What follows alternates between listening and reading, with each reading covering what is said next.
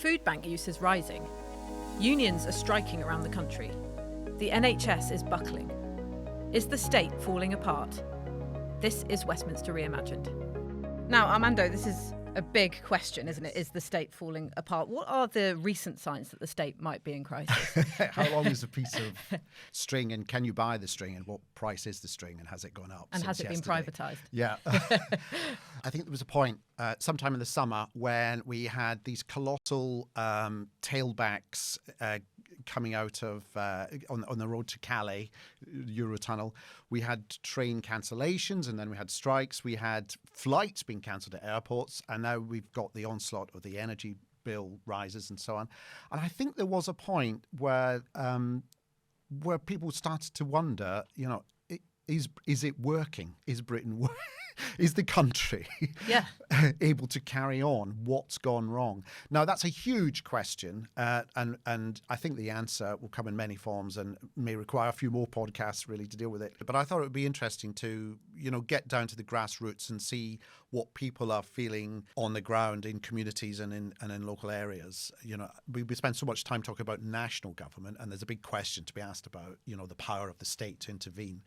But what are people's direct experiences? Yeah, absolutely. And this is something that I've been working on throughout my career as a journalist, how the cuts to local government, 37% cuts to central government grants to councils since 2010, how they've impacted people's engagement with day-to-day life. Councils are supposed to be there for us, and now people like those we'll be interviewing on this podcast are having to step in where the state has stepped away. Yeah, and at the same time, of course, national government saying, oh, well, that's a matter for local government to deal with, forgetting to say, by the way, we've cut their funding. So that's a kind of the problem that we're in at the moment. We're joined by two women who both set up vital services that help to support their local communities. Michelle Dornelly, founder of Hackney Community Food Hub, and Emilie De Bruijn, who set up Hartlepool Baby Bank. Thank you both for joining us. Thank you. And so, Michelle, you actually started your charity in 2010, and that's sort of ground zero for some of the stuff that we're talking about, because it's when the austerity agenda of the Conservative-led coalition government came in. This was the idea of cutting back public spending to try and respond to the impact of the financial crash. We're still feeling the impact of those cuts today. So why don't you tell me a bit about the conditions that led you to starting your charity and what changes you've seen in your community in the meantime? The company was established in 2010. We actually set it up 2007. It was in response to the postcode wars in our area, which was getting absolutely diabolical. I've got grown-up children, and they just couldn't move around the area. And the youngest one was suffering because the connection with his sibling, his older brothers, it wasn't there. He couldn't take him to the shops, couldn't play football. I then decided to try and move. But again, if you move from one area to another, that's another situation you've got to deal with because it's territorial. So then my background, I'm an opportunist, so any kind of activities, courses, I always jumped on. So my background is Keep Fit Instructor boot camp, first line manager. I've done healthcare work and I've done nursery work since I was 16. So this was a natural progressive thing for me to do, get the kids together. But I also did it because my son was 7 at the time and I wanted to make a difference not only to him but to the other children in the area. So we set up Jumping Beans. Jumping Beans is an organisation where we cover holiday hunger, which is one of the most important things going out. So we've been doing holiday hunger way, way long. And I realised that when I had my children coming home and it was holiday, it's like, what do? We don't get free meals. The money's not increasing for us to provide these meals. What do we do? There's a lot of parents that have gone to bed hungry because of this situation. That was back then. So Jumping Beans was formed. Childhood obesity was on the rise, okay, so we had to combat that as well. So we incorporated keep fit and exercise, healthy eating and nutrition. The government and the schools are not paying attention to teaching our children about food and nutrition and calories, and so they don't know. They're eating everything and not the right things. And also for the parents as well, it's about money. So we're talking about takeaway food. That was the crust, where everyone was going to it because it was cheap, it was hot, and it was cost effective. But then it also gave the children a little opportunity to gather round, because there's no youth clubs. So where are they meant to gather round and have a little conversation after school? So that was why we started the Jumping Beans. And then obviously through the pandemic, we led to the Community Food Hub, because then we realised that with the Jumping Beans, we weren't allowed to have that contact, but we know there was more children and families out there that needed our help. So it started from my house. You know, I would go and pick up this food on a Saturday night, drop it off, or people would come to my house to collect. And then we started asking people for their hauls, and we were able to get some of the hauls. Did you feel you had to do it yourself? Were you finding that there was a gap in assistance from whether it was local or national government? The reason why we started doing the holiday packages before COVID is because, yes, we knew there was a situation. I'm very close to the schools. I've worked in schools more or less all my life. And so you speak to children who either don't like the food that's being served, it's not healthy enough, so they will skip these meals. I mean, I had a conversation with my son who's 14, and there's times when he doesn't have the school meals because, A, he doesn't enjoy it, it's not nice. So trying to get the schools to cater for our children's taste buds is not hard, but they were finding it hard. So that's why we were doing that. Parents were complaining that they weren't getting the food or the support. But then come COVID, you had some schools that were trying to provide the parents with support, but what they were getting was diabolical. I mean, there was one parent who showed us a picture, and it's on my Instagram, and all she got was like a loaf of bread, one apple, one orange, and maybe a tin of baked beans or something like that. And you look at that and you think, well, you're a school, you're the education department. A lot of children are coming into school and you're saying that they've got behaviour problems, but they're hungry. You know, all you've got to do is have that conversation with them. You're providing breakfast clubs, but you're charging the parents an arm and a leg, so they cannot afford that. Parents are having to go to work early in the morning. You're making the parents work a 40-hour week. How many parents can actually get up and put a meal on the table, breakfast on the table, and then come back and cook a meal? They don't do that. So the children are going to school without food. Part of us setting up the Jumping Beans activity and doing the cooking and the baking was to encourage our children to eat something, no matter how quick or how simple.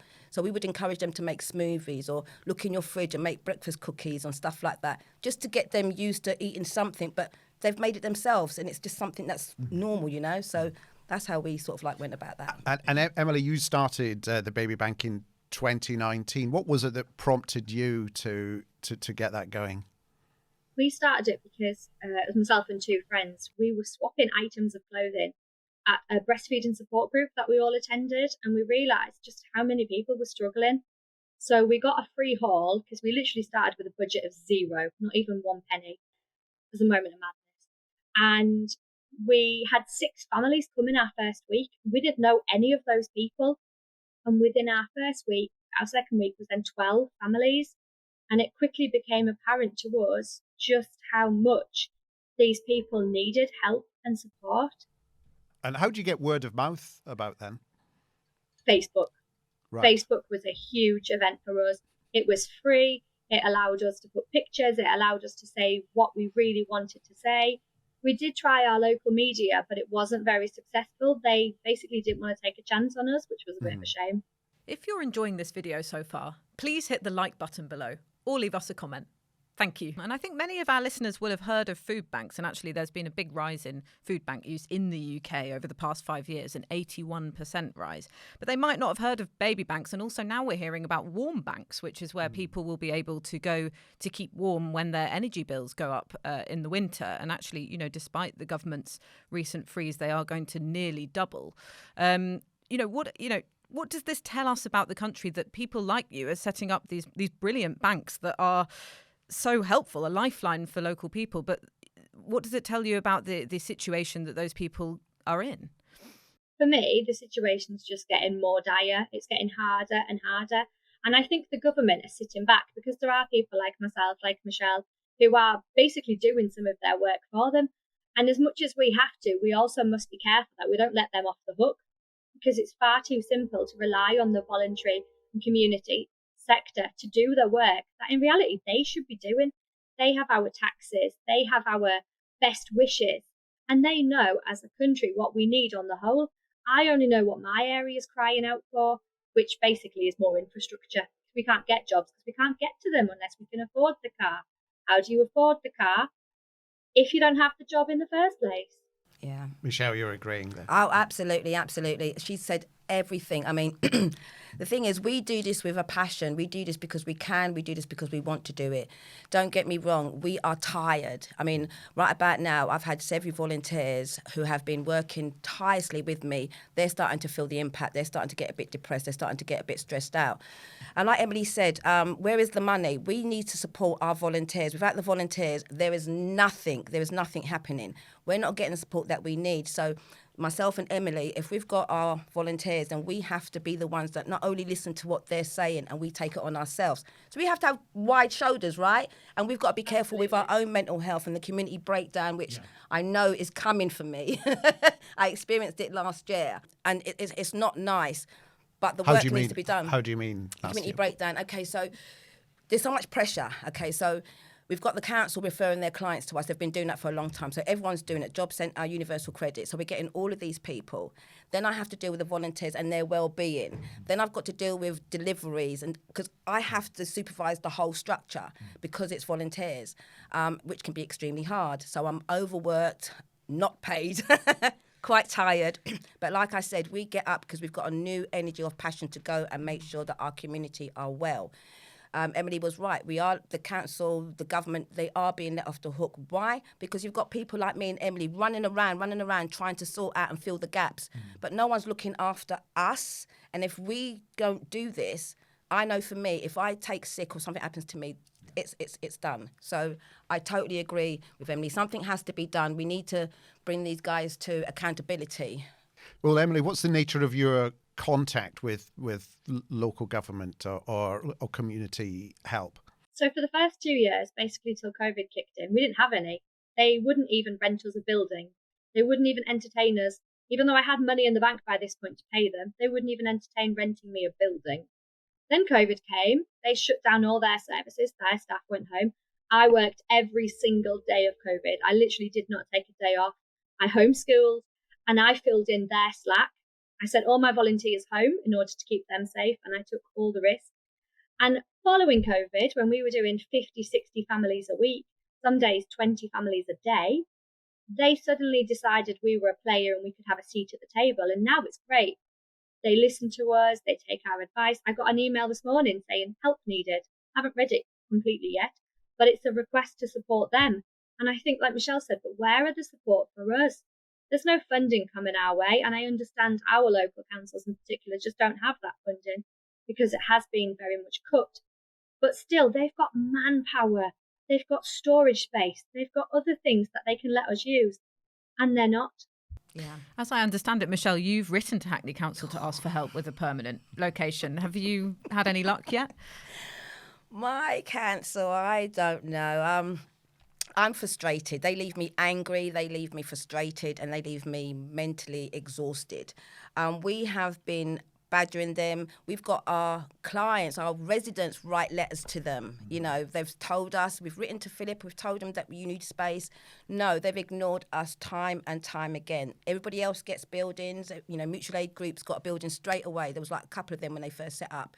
They got the funding straight away, which we didn't know. Was this during COVID? Yeah. So, like I said, it's really diabolical that the council will ring me up and say, we've got a client they're referring you to, or shelter, or any of those charities, but yet you will not give us a building. You will not. We've asked, we've pleaded, we've cried. It was the community GoFundMe and the Guardian article. So, whereas I thought there was no kind of like hope, the community outside gave me hope. It was, they didn't know me, but they read our story. They saw, I mean, I'm getting emotional now because for me, having the community outside, and that consisted of everybody, colour, creed, culture, it didn't matter. Yeah. Everybody's in the same boat. They've raised us a lot of money, and so we are able to go and get our building. I saw this building at the beginning of the year, and we're still waiting for Hackney Council to let us in. Sounds very much like you've got a full-time job on your hands. Yes, I have. You're running an organisation. Yes, I am. And yet you're expected to run it, you know, out of goodwill and with no money. Yeah. But we've just been through a period, we mentioned the pandemic, when, you know, the state did intervene on a colossal scale with the furlough scheme, getting everyone off the streets and housing them. You know, it does show that, you know, when push comes to the shove, the state can pull the relevant levers to make things happen. Does that frustrate you? That It does, because you're saying that, and you know, they did take everybody off the street, but then what they did, I mean, I created this word, hidden communities within hidden communities, and they were the estates. So that is what we were trying to get. We was trying to get the community halls within the estates, but which were run by TRA. So you could sort of have a conversation with them, and they'd let you use the hall. And the stories that we would read from there, don't forget, nobody was coming in to see these people. So you had elderly people, you got disabled people, you got people that got cancer, you know, and no health worker was coming in to see these people or to assist them. We was the only ones that were seeing them. So we wasn't only just giving food, we then had to become their friend, their advisor, their signpost. So we've taken on a lot more than we've bargained for, but you can't have one without the other, you know. So, yes, frustration, yes. do you share that experience, Emily? Absolutely. I had many conversations from 2 meters away from people who've just had a baby and couldn't even see their midwife. And was suddenly, I think there's something wrong with my baby. Can you have a look? And we give parent-to-parent support. That's what we're insured for. It's what we're trained for. And I'd have a look and I'd say, ring your midwife and insist on being seen, because yes, you're right. There's something not quite right with this baby. We had parents just telling us that they were first-timers, left very much on their own. And it was a frightening time. I saw social services visits happening in the street when I dropped off support packages. Now that's massively confidential, and I'm hearing it, and so's the whole street. How is that appropriate? And also, this is a massive responsibility that you're both expected to take on. You're both suddenly expected to, you know, not just deal with finances, but with people's personal, psychological, and emotional needs. Where does the, you know, do you train for that? Do you learn as you go along? What kind of, are you getting any kind of support from outside your own organisations? Emily, do you want to go first? You just learn as you go. I was quite naive. I came from a background. I've been a teacher, a classroom assistant. I have been a housing officer. And I set this up thinking it would be a couple of hours a week, because that's where we started from. Tuesday afternoons, 2 hours a week plus an hour set up. And that was what it was. And I still had a job. I had a life. Now I don't have a life. I have a baby bank. And it takes my mornings, my evenings, my weekends, my everything. Michelle's laughing because it's so true. I no longer have a social life. I don't get to see my friends unless they come to my events. And I'm not paid. You know, I do this out of, as I called it, my moment of madness, but because I love these families and because I believe that it takes a village. And these guys are my village, and I want to support them and have their back because they have mine. I'm going through a difficult time at the moment. I've got a relative with a sudden terminal illness diagnosis, and my little support village have been fantastic. They bring me food because they say you don't have time to feed yourself. And these guys, they don't have a lot, but they're willing to share. And they keep bringing me lunch because they know otherwise I won't look after myself. And it is just fantastic. What you pour in, you get back 100 times over. I'm sorry to hear about what you're going through, Emily, but what you're saying when you mention the word love and also the phrase "it takes a village," what it sounds like to me, both of the projects that you're running don't just provide what you're giving to people. It's also a place for people to speak to each other, a feeling of community. And actually, we've lost some of that over the years. Just physical, you talked about physical spaces, physical places for people to meet have been in decline. I think more than 4,000 public buildings are sold off by councils every year. 800 libraries closed between Michelle 2010 and 2019. Yeah. Bring it on. Sorry. And so we just don't have these places to meet and just be together anymore, unless you're willing to sit in a cafe and pay for an expensive coffee. Is this the future? Is this where it's going? Which is people are, as the state. I mean, Liz Truss has come into her premiership saying she wants to reduce the size of the state. Is the state retreating and therefore just assuming that people like you will come along and take up that responsibility yourselves, but not be paid for it or not have any kind of financial assistance? I don't know how we're going to get past this. Okay, so as Emily was saying, she is Baby Bank, and I did this little dance, and I'm CWV because that is me. Eat, breathe, and sleep it. And it's really hard to see how we're going to get past it now. The first year that we did COVID, the situation was heat or eat for the elderly. That was the dire need. And we did a spectacular event for them. Because the thing is with us, we're not just a food hub. And we are different from a food bank. Okay, there's a big difference. And what we do, we encompass everything. So because it's under the umbrella of Children with Voices and Jumping Beans, we actually do activities. So whereas we couldn't see our children one-to-one in a hall, we started creating like the book reading week. So the parents would come, they'd collect a book, a package, or the plant week where somebody would donate these tomato seeds and would give them to the children or stuff like that. So we do a lot of that. And this year, it's not only the elderly that are suffering the heat or eat, it's all of us that's suffering the heat or eat. So we've got clients that don't have cookers or microwaves. We've got clients that don't want to use their cookers because of the fuel and the gas. Yeah. We've got clients that are going to bed extremely early, putting their children to bed early. We've got volunteers that are going without food because they need to feed their children. So for me, I don't see how it's going to get any better. Now, Emilie mentioned that her council, she knows, doesn't have that much money. But for me, having conversations with different people, I found out that if you're going to spend £1,400 on one of the plant boxes to block the street, that money could have been put to better use. When the council started blocking the streets, we had to say to them, how are we going to feed? How are our volunteers going to drive up that road and feed people? Do you have a helicopter that's going to drop the food off? We were met with nothing. So we don't even know that the people that we had to stop delivering to, we don't even know if they were catered for. So there's a lot of cracks, there's a lot of gaps, big gaps. And with Boris, I know he's left, but with him sort of like saying that he's not going to support the free school meals again, for someone like that to sit there knowing full well that holiday hunger is not a joke, it is serious. Children are malnutrition, parents are dying. Let's not forget, we've had a couple of parents that have died through starvation. In a world that is so rich, how can anybody die of starvation? You had a child watch his mother die of starvation and then he died, okay? So when you hear stories like that, it's diabolical. But these are young people, but you just understand that the elderly, there must be a lot of them that are just dying in their homes because they don't have the money to eat and they don't have the money to put the gas on. But then why are we treating these people like this when these people open the doors for us? Why are we not putting them on a pedestal? Why are we not making sure that they're comfortable in their old age? I just think that this company, this organisation or this government is just relying on money, and only the rich get richer, and I'm sorry, the poor will just get poorer and poorer. Emilie, do you find when you speak to local government, do they show any signs of frustration? Absolutely. All the time. All the time. I'm part of a early years foundation project that the council are trying to do to improve life for 0 to 5s locally. And the frustration from senior managers at Hartlepool, they're banging their heads against the walls because they've got these ideas, but there's no budget, there's no money, there's no support. And they're trying to put on some really good projects that will really help these children on a very tight shoestring budget. And it is frustrating because we know that 0 to 5s, particularly in the northeast, are falling behind their counterparts in other parts of the country. We know that poverty in the northeast has actually surpassed London once you take away rental costs. And poverty means no time to sit and read with your children.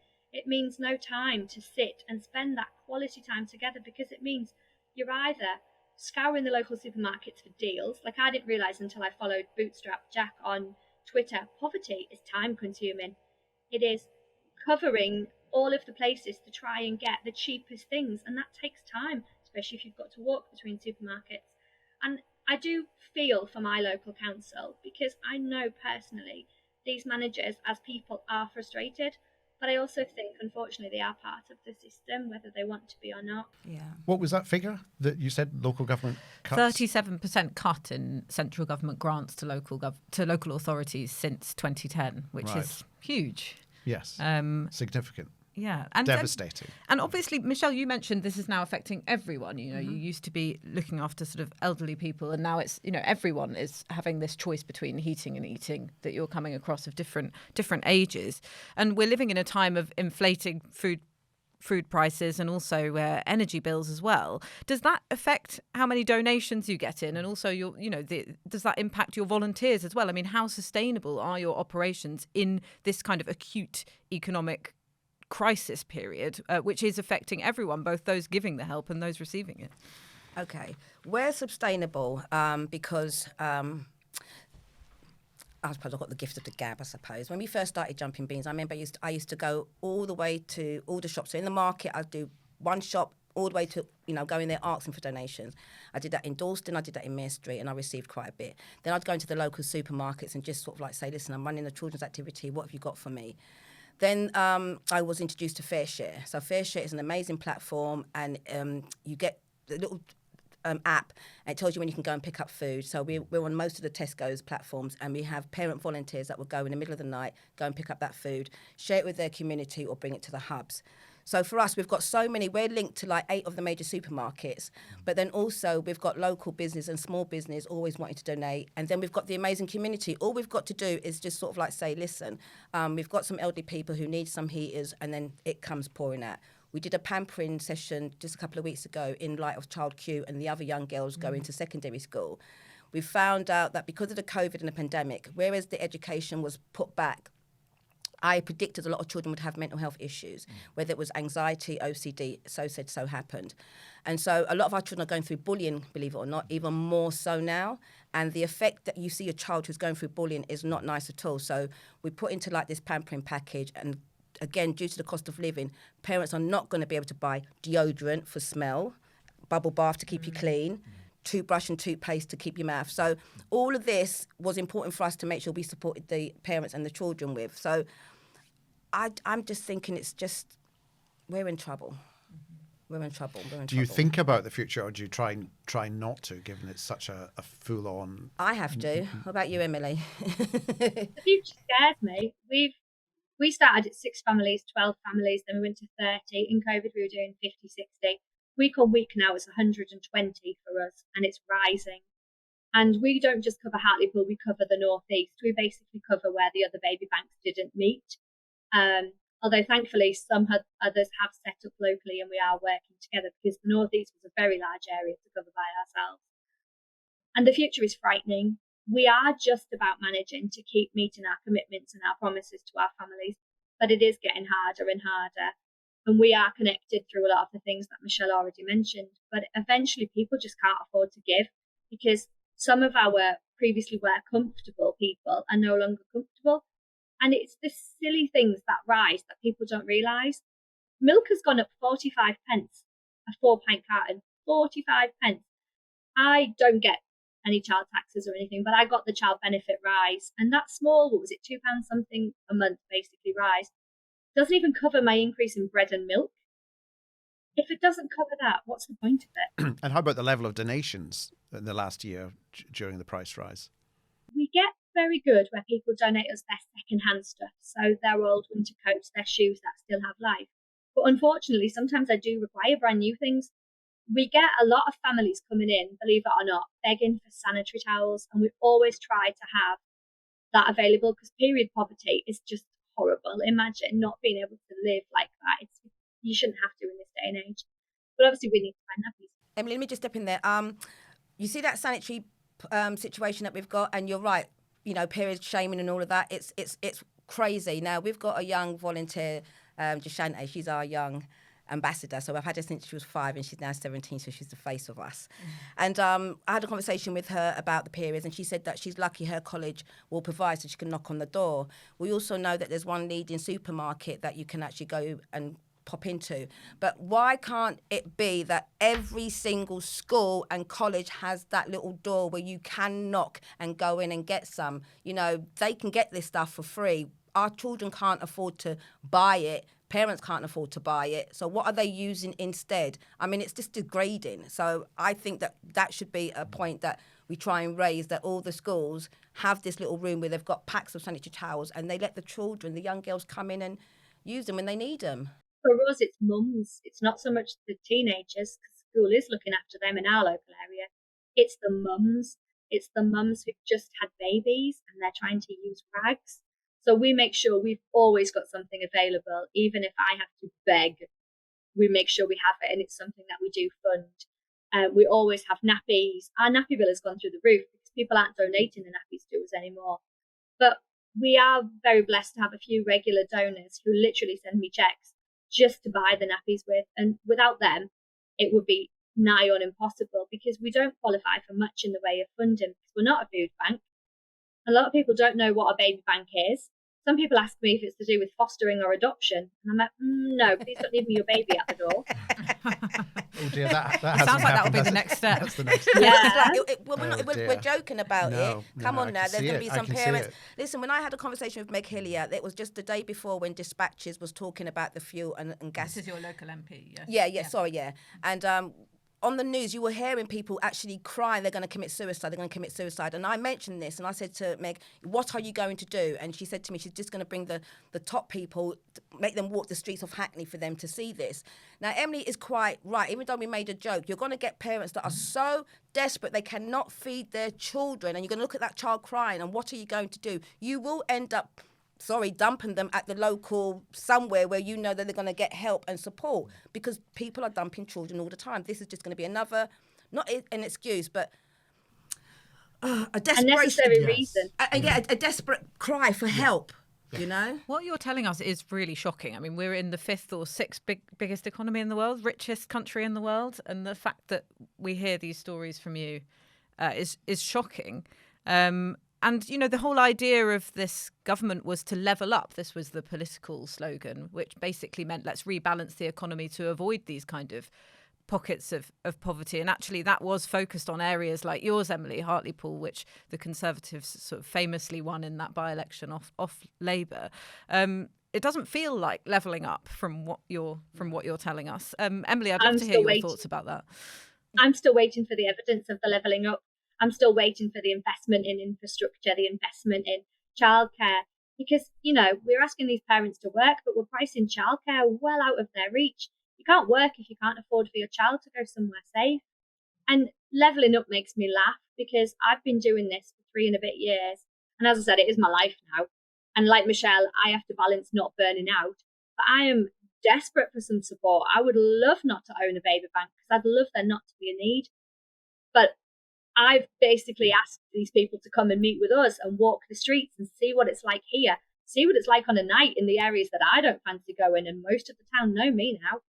And there's still no evidence of it. Poverty that is my concern. In that you're both amazing, have done amazing things, but what would it be like if you weren't doing it, if you weren't there? You know, it must be a terrible responsibility to think, well, I can't stop this now that I've started it. There is. I mean, when like I said, we tend to remain open 365 days of the year if we can. And there are times when I've had to sort of like say, you know, I need to give my volunteers a break. And we did a little feedback and asked the clients, what would you do when we closed down? And we had one guy say, I had to go without. I would starve. You know, I didn't have any food, so I didn't do anything.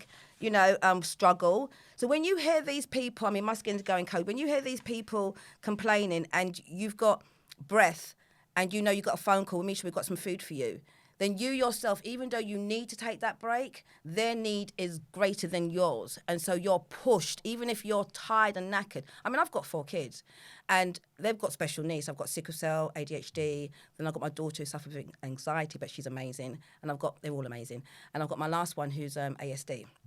So I'm having to deal with the special needs. So my empathy is because I can relate to the majority of the parents in my community. So that's how we get tight and that's how the bond is.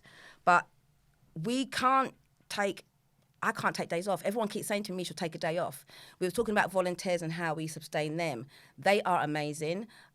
They don't ask me for petrol money. So I know there's going to come a time where they're going to be struggling.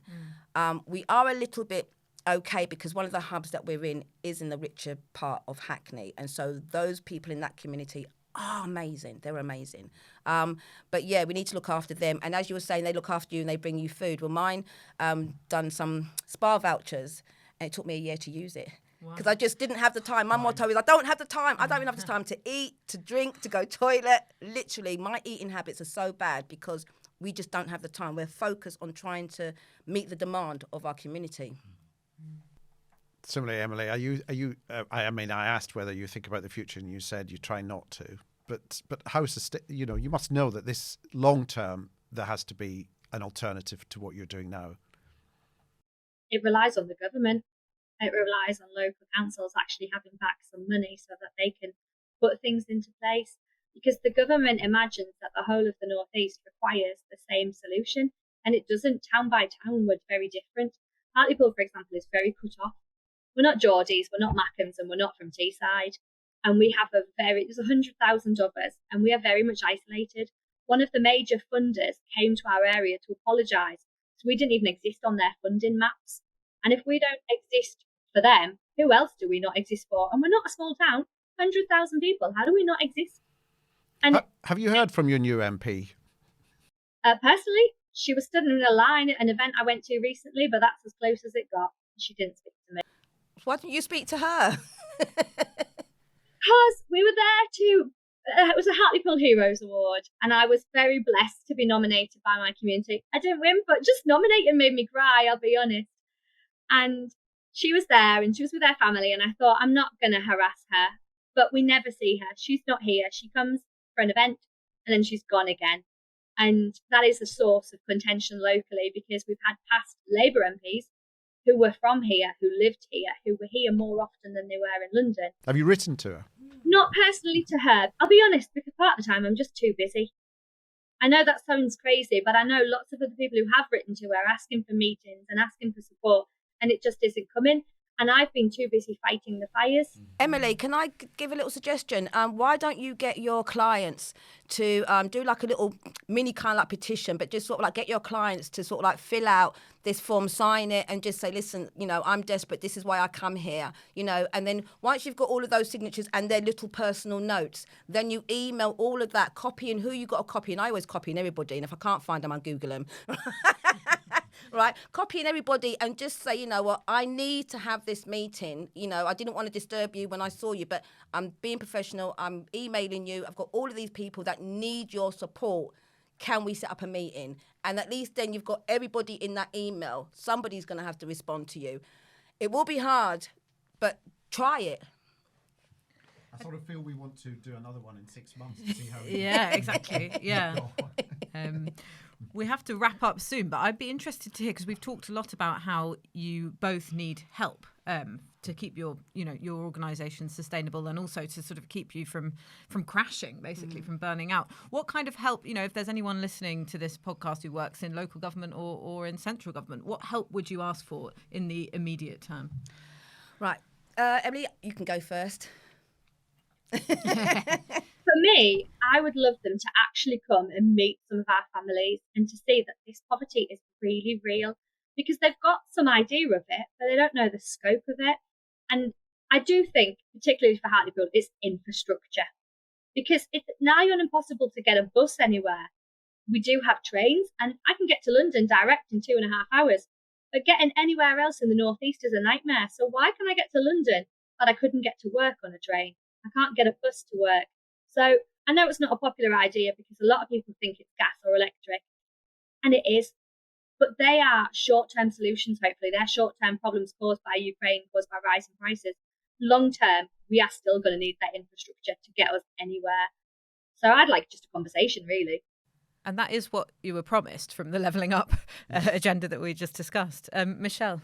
Oh, for me, okay, so like I said, we've been able to retain a lot of our volunteers. They've been with us for a good couple of years now. And so we're always on the lookout for just more volunteers. And please don't think of it as volunteering, oh my God, that's all day and I've got to move this. No, all we're asking is for an hour, 2 hours of your time.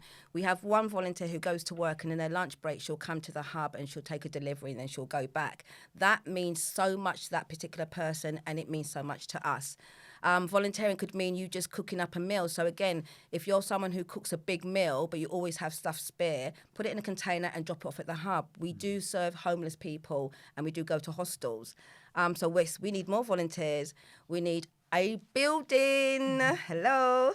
And we've got the money to pay for one now. And we need more storage. Again, our storage containers are full because we never say no. Mm-hmm. So I'm just going to express that we are food advocators, and we were the first food advocators to advocate best before and expired food.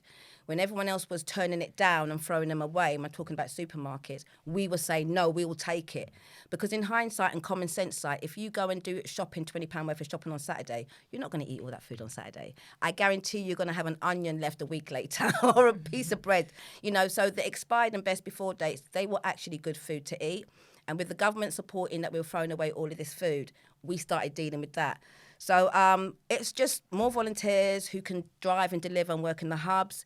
It's storage space so we can collect all this food so we will never run out. And it's just support from the local community, which we've been getting already. I think we'll put out the details of both your organisations on when this goes up. Right, lovely. Make you even busier than you are now. Yeah. Hopefully. More the merrier. I never want to turn a family away. Yeah, More the merrier.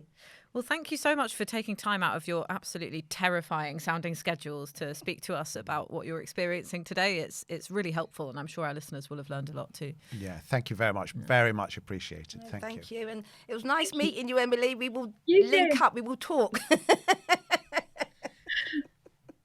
So, Armando, I hope David Cameron's happy with how his big society worked out. Oh, he's chuckling merrily. Let's look for the positives, okay? Because there were positives in that conversation. They talk about communities coming together, communities, the support they offer, the network they build up among themselves, being creative with resources, being creative with finances, connecting. We saw a bit of connection between Michelle and Emilie as the conversation went on. That's great. But the underlying questions we kept coming to was like, how sustainable is this? This is great and magnificent as a temporary solution to a crisis, but we can't let this crisis carry on permanently. And I do worry that there is now a permanent assumption within government that the state steps back and allows this to become, takes this sort of, magnificent contribution to society for granted. Yes, and we've had comments from senior Conservative politicians like Jacob Rees-Mogg sort of praising the proliferation of food banks. And, you get this idea that they think that it's a symptom of a society that's working well for each other. And of course, there is truth in the fact that local people know what's best for their local community. But that doesn't mean that these organisations run by the people we've just been speaking to should be operating completely on their own without funding from councils or without sort of grants that have also been cut for charities and other kind of social enterprises. Yes, I mean, if there is a pandemic, it's great that there are hospitals and, healthcare workers out there to deal with it. But you don't go around saying, isn't this pandemic magnificent? The number of people coping with this illness is amazing. Long may it continue. And that's where we are, I think, with the fuel, energy, poverty crisis, heating crisis. And as they both testified, well before that, there was a need. And, the question now is, what can the state do? We've accepted, actually, during the pandemic, that the state can intervene. And we've seen it again with the attempt to tackle the energy crisis, the energy price crisis. There is an acknowledgement that actually the state can do big things. And yet, one worries that when it comes to all the, I wouldn't demean them by calling them little things, but all the micro community things, the crisis on the ground, that's where the state is much more nervous about intervening. Yes, and there's so much more beyond that big energy bill bailout, isn't there? I mean, people are doing DIY dentistry now as the NHS waiting list grows longer and longer and people can't even register with a dentist anymore or they can't get a GP appointment. These things, it goes beyond the micro, doesn't it? These things are sort of basically what government should be there for, and they're falling away. And as you mentioned during the discussion, we now have a government that explicitly says it believes in a smaller state. Yes, and, not to mention the climate emergency that's, I was going to say looming, but it's here. It's loomed. It really is forcing us all to rethink, not just what our individual resources can do, but collectively as a country, what are we capable of and what are we restricting ourselves from doing? What do you think? Is the British state crumbling? Let us know in the comments. We'll have a playlist of all our Westminster Reimagined episodes on YouTube.